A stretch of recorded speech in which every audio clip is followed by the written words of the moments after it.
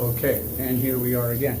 So there's the shower running, coming outside, up underneath, doing the twist and turn, and there she is, finally not leaking. You would see a drip right there at the edge of the brass on the dark side.